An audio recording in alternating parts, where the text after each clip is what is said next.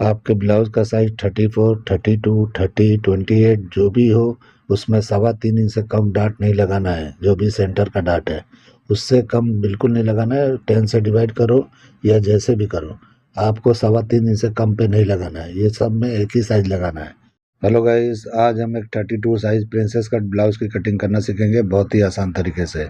Deep neck की cutting करेंगे। Front deep है, बैक भी डीप है, यानी deep neck princess cut blouse की कटिंग करना सीखेंगे। तो देखिए, किसी भाई ने भेजा है मेजरमेंट, तो आप देख लीजिए किस तरह का मेजरमेंट है। इसको हम फॉलो करते हुए करेंगे। कुछ मेजरमेंट हमारे समझ में आया है, कुछ नहीं आया है। इस मेजरमेंट में लिखा हुआ है कि जिसका भी है उसका शोल्डर बाहर की तरफ है, और क्रॉस फ्रंट क्रॉस बैक का भी इसमें मेजरमेंट है, लेकिन हम अपने कटिंग में इसका यूज़ नहीं करते हैं। लेकिन आज हम ट्राई करेंगे इसकी कटिंग करके, कि देखते हैं कि जो मेजरमेंट है उस हिसाब से परफेक्ट बैठता है या नहीं बैठता है। तो चलिए वीडियो शुरू करते हैं। तो सबसे पहले एक पेपर ले लेंगे, सीधा मार्किंग करेंगे। ये हमारे शोल्डर का मार्किंग है। इसी मार्किंग से आपको डार्ट पॉइंट का लेंथ और लेंथ जो भी है आपके ब्लाउज का वो लेना है। तो देखिए किस तरह मैं ले रहा हूँ, इस तरह से जो भी है उतना पे निशान लगाना है। तो इसमें मुझे मेजरमेंट जो मिला है उसके हिसाब से मैं बता रहा हूँ। साइड में आप मेजरमेंट देखते रहिए। तो लेंथ 15 इंच है और डार्ट पॉइंट 9 इंच मुझे समझ में आया है, तो मैं 9 इंच लगा रहा हूँ। होगा कम ज़्यादा तो आप कम ज़्यादा कर लेना। तो मुझे तो 9 इंच समझ में आया, तो मैंने 9 इंच पे लगाया है। तो इस तरह दोनों निशानों को मैं बड़ा कर लिया। अब शोल्डर जितना भी है उसका हाफ करके निशान लगाएंगे इस तरह से। तो देखिए 7 हाफ पे मैंने निशान लगाया। 1 इंच शोल्डर को डाउन करना है, इससे ज़्यादा नहीं करना है। और उसके बाद में नेक की ब्रॉडिंग 2.25 के करीब लगाएंगे। उसके बाद इन दोनों को निशानों को मिला के हम एक लाइन खींच देंगे, तो ये हमारे शोल्डर का स्लोपिंग हो जाएगा। तो इस तरीके से जैसे मैं कर रहा हूँ उस तरह से आपको फॉलो करते हुए जाना है। कोई भी साइज हो आप इसी तरह से फॉलो कर करके बना सकते हो। ऐसा कुछ नहीं है, जो मैं साइज बता रहा हूँ उसी के हिसाब से करना है। अभी देखिए हम आर्मोल यहाँ पे उतार रहे हैं, तो हम 7 इंच पे उतारते हैं, लेकिन ये साइज छोटा है तो 6.5 पे हमने निशान लगाया है, यानी शोल्डर डाउन का। वहीं पे हम अपर चेस्ट नापेंगे। तो इस तरह से मैंने लाइन कर दिया। अब यहीं पे जो भी अपर चेस्ट है आपका, यानी 31 है, तो उसको 4 से डिवाइड करना है और जितना होता है उतने पे निशान लगा लेना है। उसके बाद हाफ इंच बढ़ा के और एक निशान लगा लेना है। तो इस तरह से ये 2 निशान हमको यहाँ लगा लेना है। अब हम शोल्डर माइनस करेंगे। तो डीप नेक है तो यहाँ पे 1.5 इंच माइनस करना है। देखिए फ्रंट का मैं 1.5 इंच माइनस कर रहा हूँ। इस तरह से आप 1 इंच भी कर सकते हो, लेकिन 1.5 इंच बराबर रहेगा, शोल्डर गिरने का चांस ही खत्म हो जाएगा। तो इस तरह 1.5 इंच माइनस करना है, और जितना ये शोल्डर बचा हुआ है उससे हाफ इंच यहाँ पे क्रॉस फ्रंट के सामने हाफ इंच और माइनस करके एक निशान लगाना है, कम से कम 3.5 इंच 4 इंच के करीब नीचे। तो इस तरह से मैं नाप के दिखा रहा हूँ कितने पे लगा रहा हूँ। तो 3.5 के करीब है, तो उतने पे निशान मैंने लगाया। वहीं से हम प्रिंसेस कट का शेप देने वाले हैं, और यहीं पे आर्मोल का डार्ट का निशान लगा लेंगे, कम से कम 0.25 इंच का। 0.25 इंच का ही लगाना है, क्योंकि अपर चेस्ट में सिर्फ 1 इंच का फर्क है। तो आपको यहाँ पे बड़ा डार्ट नहीं लगाना है। अभी हम क्या करेंगे, फुल बस्ट का सेंटर निकालेंगे। तो जो भी आपका फुल बस्ट है उसको 10 से डिवाइड करके लगा लो, या 3.25 इंच पे आप यहाँ पे लगा लो। आपके ब्लाउज का साइज 34, 32, 30, 28 जो भी हो, उसमें 3.25 इंच से कम डाट नहीं लगाना है। जो भी सेंटर का डाट है उससे कम बिल्कुल नहीं लगाना है। 10 से डिवाइड करो या जैसे भी करो, आपको 3.25 इंच से कम पे नहीं लगाना है। ये सब में एक ही साइज लगाना है। इस तरह से जैसे मैंने लगाया उसी तरह से लगा लेना है। अभी वेस्ट पे आके 0.25 इंच यहाँ पे माइनस करना है। ये चारों साइज के लिए एक ही सेंटर निकलेगा डार्ट पॉइंट का, जैसे मैंने निकाला है। मेरा कहने का मतलब है सबको 10 से डिवाइड मत करना जो छोटा साइज होता है। अब इस तरह से मैं क्या करूँगा, ऊपर से नीचे की तरफ एक निशान लगाया क्रॉस फ्रंट पे, और ये निशान से हम सीधा तीनों निशानों को मैच कर देंगे। तो ये हमारे प्रिंसेस कट का शेप आसानी से लग जाता है। तो देखिए किस तरह मैं बिल्कुल स्लो मोशन में लगा रहा हूँ। इस तरह से आपको समझने के लिए इस तरह से स्लो करके लगा रहा हूँ। अब यहाँ पे 1/4 इंच के करीब नीचे की तरफ एक निशान लगाना है वेस्ट की लाइन से।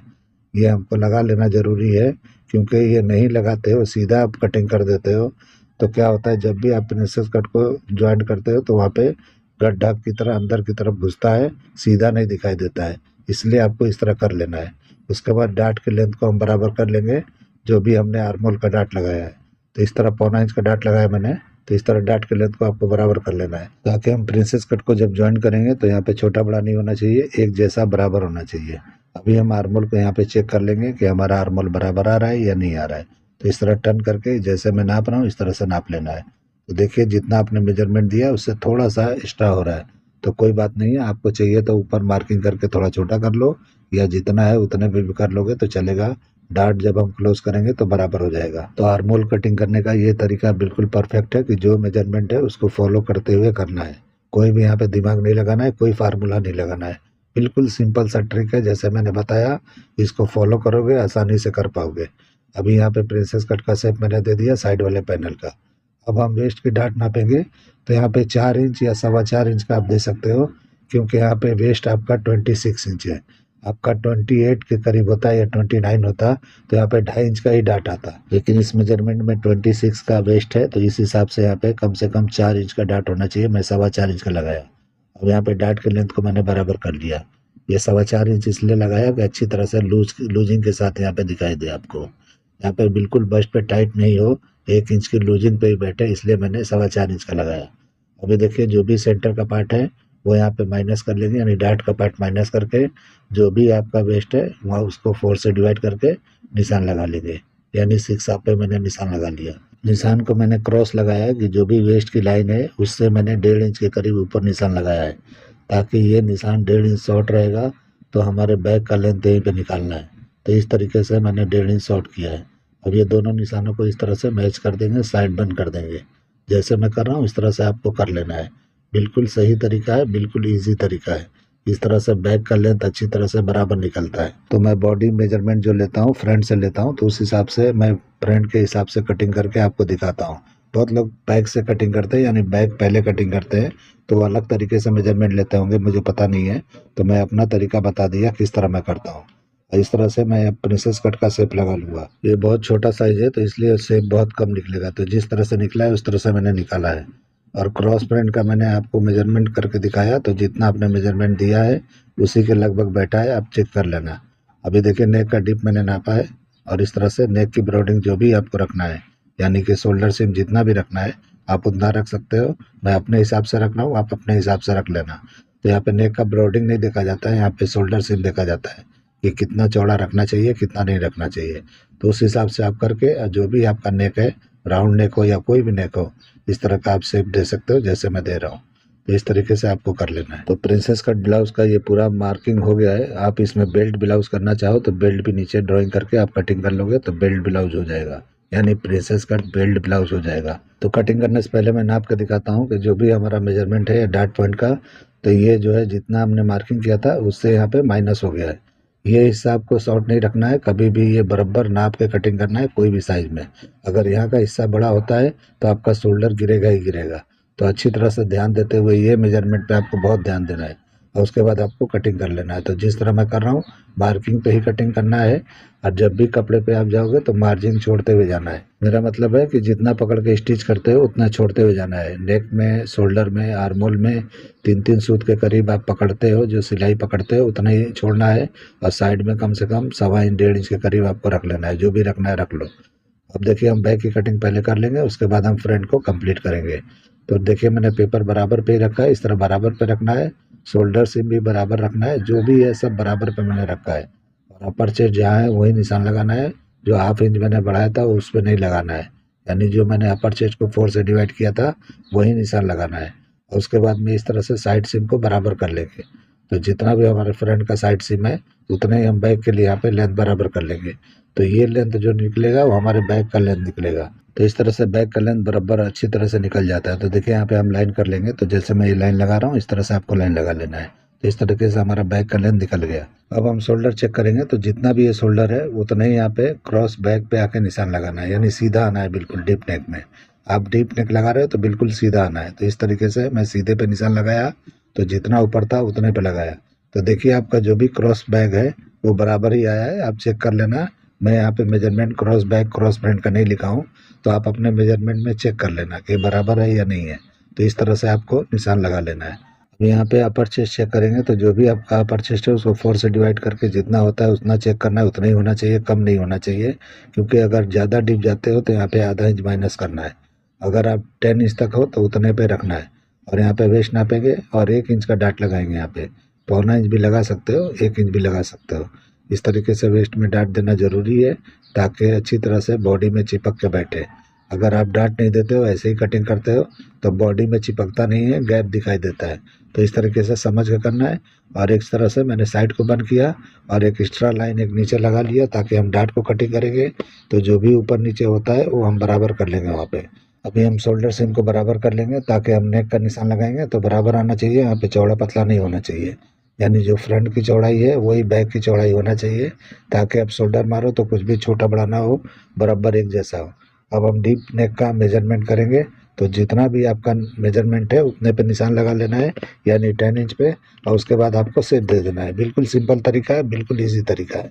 तो इस तरीके से आपको शेप कोई भी नेक का यहाँ दे देना है, राउंड नेक देना है, कोई भी नेक देना है तो आप यहाँ पे लगा सकते हो, जैसा चाहिए वैसा अपनी मर्जी से।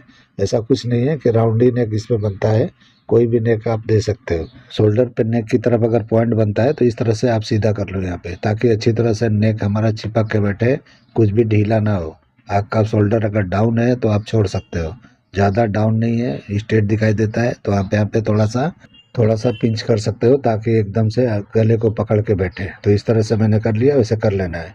अभी हम कटिंग कर लेंगे मार्किंग पे ही, और जब भी आपको कपड़े पे जाना है तो मार्जिन छोड़ते हुए जाना है, क्योंकि हमारा ये फर्मा फिक्स है। तो इस तरह से मैंने डार्ट को भी कटिंग कर लिया। अब इस तरह से डार्ट को क्लोज करके सीधा लाइन लगाएंगे, जैसे मैं लगा रहा हूँ। तो इस तरह करने से बिल्कुल बैक का लाइन सीधा दिखाई देता है।